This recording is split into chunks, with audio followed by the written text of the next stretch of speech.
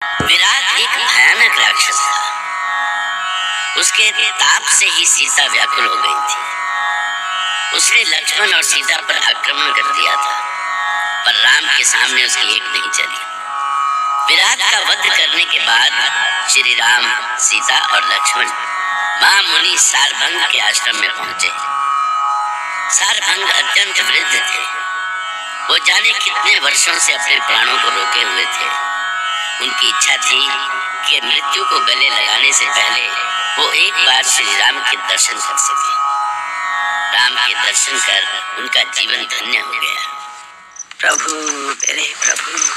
मेरे राम, मैं कितने वर्षों से आपकी ही प्रतीक्षा कर रहा था प्रभु।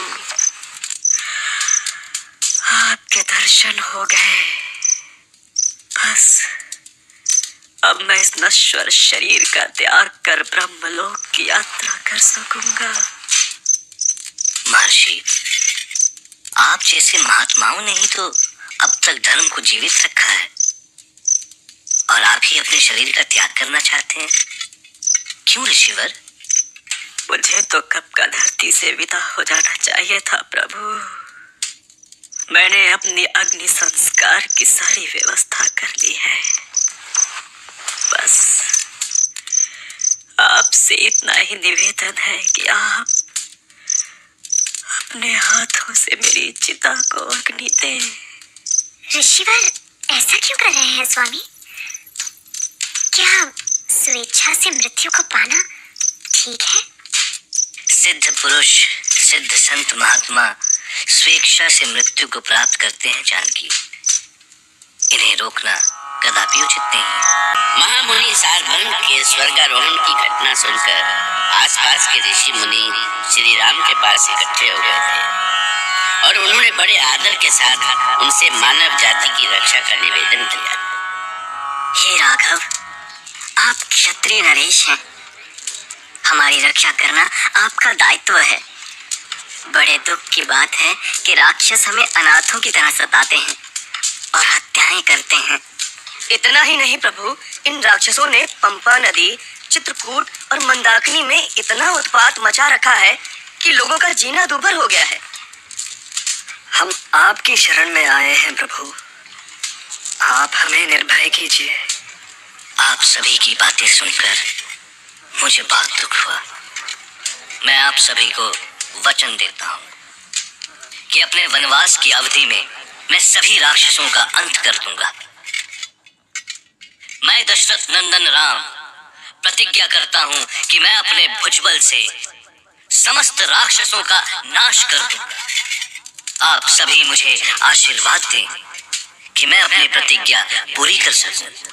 श्री रामचंद्र की सीते, क्या हुआ तुम्हें? ये तुम अचानक किस सोच में डूब गई? आपने ये कैसा वचन दे दिया नाथ? क्या समस्त राक्षसों का अंत करना आपके लिए संभव है? मन में विश्वास हो तो कुछ भी असंभव नहीं है जानकी। किंतु आपका मन इतना हिंसक नहीं है स्वामी। भले ही आप शस्त्रों के ज्ञाता और धर्म की रक्षा करने वाले हैं, पर जो दायित्व आपने लिया है वो असंभव है। नहीं सीते, नहीं, ऐसा नहीं हो सकता। यदि सभी की तरह हम भी हाथ पर हाथ धरे बैठे रहेंगे तो साधारण मनुष्य कैसे जीवित रहेंगे? पर आप जो कार्य करने जा रहे हैं वो आपके योग्य नहीं है स्वामी। इस तपोभूमि में आपने जो धनुष बाण लेकर प्रवेश किया है, मुझे उसी में दोष दिखाई दे रहा है। कैसा दोष भाभी? परमार्थ का कार्य भी कहीं दोषपूर्ण होता है? जिन राक्षसों ने हमारा कुछ नहीं बिगाड़ा, जिन्होंने हमारी कोई हानि नहीं की, उनका नाश करना कहाँ तक उचित है देवर लक्ष्मण? हमारी कोई हानि करे या ना करे, वो निर्दोष साधु संतों को तो मार रहे हैं ना। ये कैसा प्रश्न कर दिया सीता ने? उन्होंने तो राम के दिए वचन पर ही प्रश्न खड़ा कर दिया, पर राम सीता के हृदय की कोमलता जानते थे। रक्तपात में उनका विश्वास नहीं था। वो तो चाहती थी कि राम वन में तपस्वी ही बने रहे। अपनी बात सिद्ध करने के लिए उन्होंने एक कथा सुनाई। मैंने बचपन में सुना था कि किसी वन में एक ऋषि रहा करते थे। वो सदा ईश्वर की साधना करते रहते थे। उनकी साधना से घबराकर देवराज इंद्र ने उनकी साधना भंग करनी चाहिए। एक दिन वो ऋषि के पास आए और उन्हें अपना खड्ग धरोहर के रूप में रखने के लिए कहा। ऋषि ने देवराज का निवेदन स्वीकार किया और वे उस धरोहर को अपनी कमर में बांध कर रखने लगे कि कहीं वो खो ना जाए। फिर क्या हुआ भाभी? खड्ग के प्रभाव से उनमें ऐसा तामस उत्पन्न हुआ कि अब वो साधना कम करते, पशुओं का शिकार अधिक करते। इस पाप के कारण उनका तपोबल तो नष्ट हुआ ही, साथ ही मृत्यु के बाद उन्हें नरक का कष्ट भोगना पड़ा। इस तरह देवराज अपनी चाल में सफल हो गए। इसीलिए मैं कहती हूँ नाथ कि आपको निर्दोष राक्षसों का वध नहीं करना चाहिए। तुम्हारा कहना उचित है सीते, किंतु तुम जिन्हें निर्दोष मान रही हो वो घोर अत्याचारी हैं, भयानक हत्यारे हैं वो। और फिर यदि हम शस्त्र ना उठाएं तो इस वन में एक दिन भी रहना असंभव है भाभी। हमने आर्यों की रक्षा के लिए ही तो धनुष बाण धारण किया है सीते। यदि हम ये ना करें तो हमारे क्षत्रिय धर्म की हंसी होगी। फिर मैं ऋषि महर्षियों को वचन दे चुका हूँ, क्या ये उचित होगा कि मैं अपना दिया हुआ वचन भंग कर दूं? मुझे जो कहना था मैंने कह दिया स्वामी। अब आप जैसा उचित समझे वैसा ही करें। इस विषय में हम फिर कभी बात करेंगे सीते। अभी तो हम महर्षि अगस्त्य के आश्रम में पहुंच गए हैं। वो देखिए भैया, कैसा आश्चर्य है, हिरण और बाघ एक साथ विचरण कर रहे हैं। महर्षि अगस्त्य के आश्रम का प्रभाव ही ऐसा है लक्ष्मण, यहाँ शत्रु भी मित्र हो जाता है। महर्षि का ऐसा प्रभाव कैसे हो सकता है भैया? वो ऐसे ही साधक है लक्ष्मण। राक्षस भी यहाँ उत्पात नहीं करते, बल्कि कई राक्षस तो उनके भक्त बन गए हैं। यहाँ का वातावरण देखकर तो ऐसा ही लग रहा है भैया, कितनी शांति है यहाँ।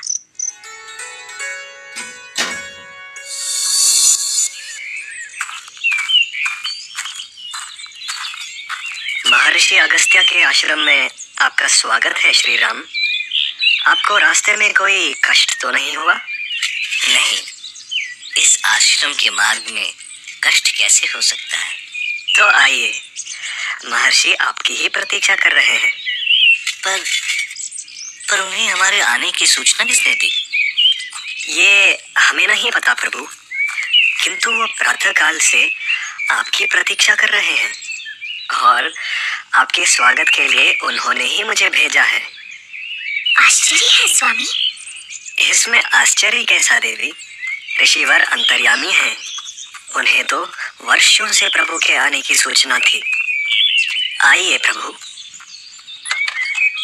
प्रणाम महर्षि। आपकी जय हो। बहुत देर कर दी श्री राम, मेरी तो आंखें थक गई आपकी प्रतीक्षा करते करते। आपके आने की सूचना मुझे 10 साल पहले मिली थी, तभी से आपकी प्रतीक्षा कर रहा हूँ। महर्षि, हम भी आपसे मिलने के लिए कब से व्याकुल थे, किंतु संयोग नहीं बन पा रहा था। ये हमारी भार्या सीता और ये भ्राता लक्ष्मण है। हाँ, परंतु आप हम सभी को। मैं धर्म की रक्षा में लगा हूँ श्री राम, ऐसे में आर्य धर्म के रक्षकों को कैसे नहीं पहचानूंगा। महर्षि अगस्त्य ने श्री राम और लक्ष्मण का स्वागत सत्कार करने के बाद उन्हें विशेष दिव्यास्त्र दिए। ये दिव्यास्त्र देवासुर संग्राम के समय के थे। उसी समय से महर्षि उस योद्धा की प्रतीक्षा कर रहे थे जो उन शस्त्रों का उचित प्रयोग कर सके, और आज राम को पाकर उनकी प्रतीक्षा पूरी हो गई थी। और तब श्री राम ने महर्षि अगस्त्य से राक्षसों को नष्ट करने का मंत्र पूछा। अगस्त्य मुनि से अनेक प्रकार के अस्त्र शस्त्र पाकर श्री रामचंद्र ने उन्हें विनय पूर्वक प्रणाम किया और उन्हें विश्वास दिलाया कि वो उन अस्त्र शस्त्रों का उचित प्रयोग करते हुए उनके विश्वास की रक्षा करेंगे, संसार को राक्षसों के अधर्म और अत्याचार से मुक्ति दिलाएंगे। आपने मुझ पर जो विश्वास जताया है उसके लिए मैं आपका अत्यंत आभारी हूँ ऋषिवर। आपका ये विश्वास मुझे मेरे कर्तव्यों को पूर्ण करने की शक्ति देगा। आज मैं आपके समक्ष दशरथ पुत्र राम प्रतिज्ञा करता हूँ कि मैं आपके दिए दिव्य अस्त्रों का प्रयोग असुरों के अंत के लिए करूंगा और सारे समाज को निर्भय कर दूंगा। मुझे पता था श्री राम कि आप एक दिन यहाँ अवश्य आएंगे और मैं तब से इसी दिन की प्रतीक्षा कर रहा था कि आप आएं और मैं ये अस्त्र शस्त्र आपको समर्पित करूं। इन अस्त्र शस्त्रों के लिए आप जैसे ही पुरुष की आवश्यकता थी। आप में सिंह के समान बल, सागर के समान धैर्य और हंस के समान उचित अनुचित का नीरशील विवेक है। ये आपकी महानता है ऋषिवर कि आप मुझे इस रूप में देख रहे हैं। यदि मैं आपके विश्वास का मान रख सका तो मैं अपने इस वनवास को सार्थक समझूंगा। मैं संपूर्ण आर्यव्रत का भ्रमण कर चुका हूँ राम, और इस भ्रमण से मुझे जो ज्ञान प्राप्त हुआ है उससे मैं आपके शांत मन के भीतर के पौरुष को देख सकता हूँ। वो पौरुष ऐसा है जैसे सागर की वो शांति जो एक आने वाले प्रचंड तूफान का संकेत कर रही हो। मैं जानता हूँ कि शीघ्र ही वो क्षण आएगा जब ये संसार तुम्हारा प्रचंड पौरुष देखेगा। आपके वचन सुनकर मैं धन्य हुआ मुनिवर। धन्य तो मैं हुआ श्री राम। आपके साथ लक्ष्मण और सीता को देख मेरा आत्मविश्वास जाग उठा है। लक्ष्मण की बलिष्ठ भुजाएं और जानकी का आचरण देखने के बाद मैं अति प्रसन्न हुआ हूँ रघुनंदन। मेरी भुजाएं तो भैया राम के संकेत पर ही उठती हैं महर्षि। मैं तो सदा भैया के आदेश की प्रतीक्षा में ही रहता हूँ। सत्य कह रहे हो सौमित्र। तुम्हारा अपने भाई राम के लिए प्रेम तो संसार में एक अनोखा उदाहरण है।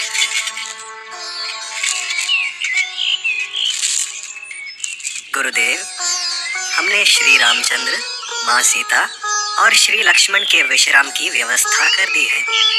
अति उत्तम।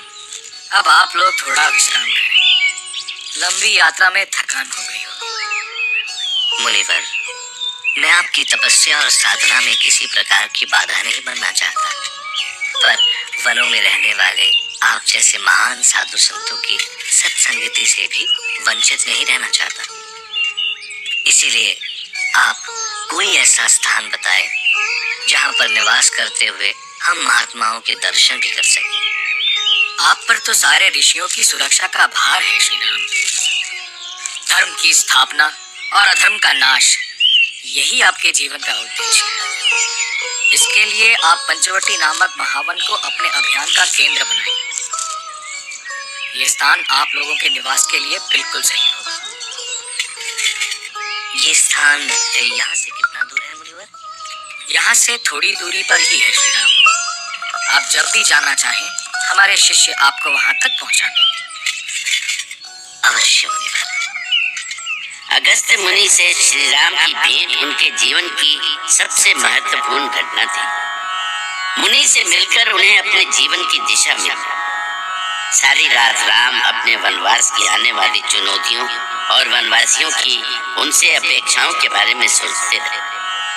दूसरे दिन सवेरे राम ने श्री अगस्त्य के चरण छूकर उनसे विदा ली और फिर सीता और लक्ष्मण के साथ पंचवटी के लिए निकल पड़े। पंचवटी के रास्ते में ही उनकी भेंट गिद्धराज जटायु से हुई।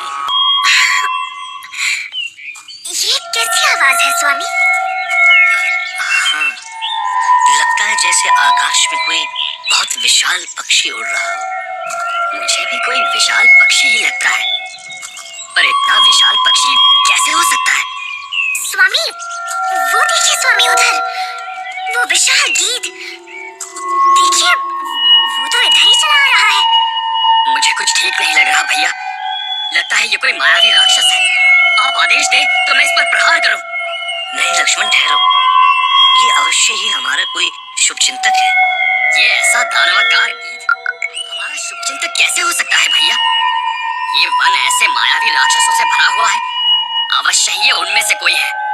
नहीं लक्ष्मण, वन में रहने वाली गीध जाति इसी रूप में रहती है। आपने ठीक समझा रघुकुल नंदन श्री राम। आप मुझे कैसे जानते हैं? मैं पक्षीराज जटायु हूँ। आप मुझे न पहचाने, पर मैं आपको बहुत पहले से जानता हूँ। पर आप हमें जानते कैसे हैं तात?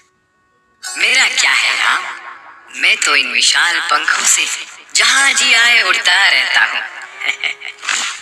मैंने तो आपको अयोध्या के राजमहल के आंगन में घुटनों के बल चलते भी देखा है। आपकी बालपन की वो तूतली बोली मेरे कानों में आज भी मिश्री सी घुल जाती है। तभी से आपकी सलोनी छवि देखकर आपसे पुत्रवत स्नेह हो गया है। आज आप तीनों के दर्शन से मन प्रसन्न हो गया है। परंतु क्या पक्षीराज? परंतु आपके कष्ट देखकर हृदय में बहुत पीड़ा भी हुई। असमय पिता की मृत्यु और ये वनवास। आपका ये स्नेह हमें पिताश्री का स्मरण करा रहा है तात। आपसे मिलकर हमारे सारे कष्ट दूर हो गए। इस निर्जन वन में हमें आपके सानिध्य की बहुत आवश्यकता है तात। हम पर ऐसा ही स्नेह सदा बनाए रखिएगा। अवश्य बहू, परंतु हम तो ठहरे पक्षी, विचरण करना ही हमारी नीति है। फिर भी मैं आप लोगों की सूचना लेता रहूंगा। पक्षीराज, आप हमें यहाँ कोई उचित स्थान बताएं जहाँ हम अपनी कुटिया छा सके। गोदावरी तट के आसपास बड़ा रमणीक स्थान है लक्ष्मण, आप वहाँ निवास कर सकते हैं। पुत्री सीता को भी बहुत अच्छा लगेगा वो स्थान। जैसा कि जटायु ने बताया था, राम लक्ष्मण गोदावरी तट के समीप पर्णकुटी डालकर वहां निवास करने लगे। राम के वहां रहने से आसपास के मुनिगण निश्चिंत हो गए, परंतु ये क्षेत्र असुरों के आतंक से पीड़ित था। एक दिन राक्षस राज रावण की बहन शूर्पणखा आकाश मार्ग से विचरण करते हुए उस क्षेत्र में पहुंच गई। धरती पर उतरते ही उसने ऋषियों के हवन कुंड की अग्नि को अपनी भयानक आंधी जैसी फूंक से बुझाना शुरू कर दिया। उनके आश्रमों को उजाड़ दिया। एक साधु ने साहस कर शूर्पणखा को ललकारा। सावधान शूर्पणखा, आज तू नरक में जाने की तैयारी कर ले। राक्षसों का नाश करने के लिए श्री राम पंचवटी में पधार चुके हैं। चिंता मत कर, तेरे प्राण लेने के बाद मैं तेरे उस रक्षक से भी निपट लूंगी।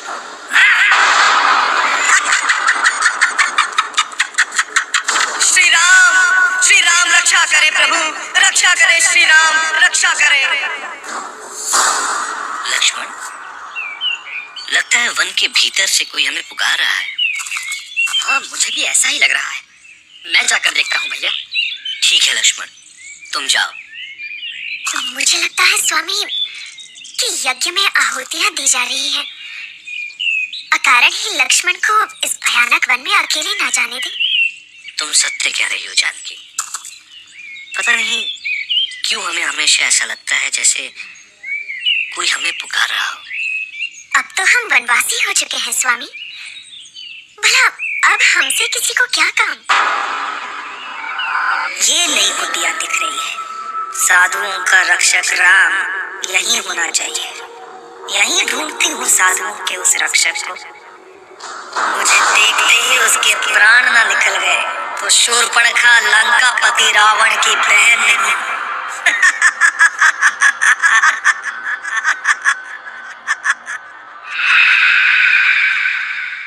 अरे ये कौन है? ये तो बहुत सुंदर दिख रहा है। कहीं यही तो वो राम, साधुओं का रक्षक। पर इतने सुंदर पुरुष को मैं कैसे मार सकती हूँ? ये तो मेरा पति बनने के योग्य है। मैं इसे विवाह करूंगी। पहले जाकर इसे प्रणय निवेदन करती हूँ, बड़ा आनंद आएगा। अरे रे रे, ये क्या कर रही हूँ मैं? ऐसा भयानक वेश लेकर मैं कहाँ चली? मेरी बुद्धि को न जाने क्या हो जाता है। ऐसे विकट रूप में देखकर तो ये राम डर कर भाग ही जाएगा। अरे शूर्पणखा, प्रेम करने जा रही हो तो प्रेयसी बनकर जा। जय हो भोले भंडारी, सही समय पर मेरी बुद्धि खोल दी। और अगले ही पल शूर्पणखा एक अनन्य सुंदरी में बदल गई थी, साक्षात काम की देवी। वो ऐसी लग रही थी कि संसार का कोई भी पुरुष उसे देखते ही उस पर समर्पित हो जाए। उसे पाने के लिए वो संसार की कोई भी निधि न्यौछावर करने को तैयार हो जाए। वो राम के रूप पर अपना सब कुछ तो हार चुकी थी और बस वो चाहती थी कि राम भी उसके इस रूप को देखते ही अपना सब कुछ लुटा बैठे।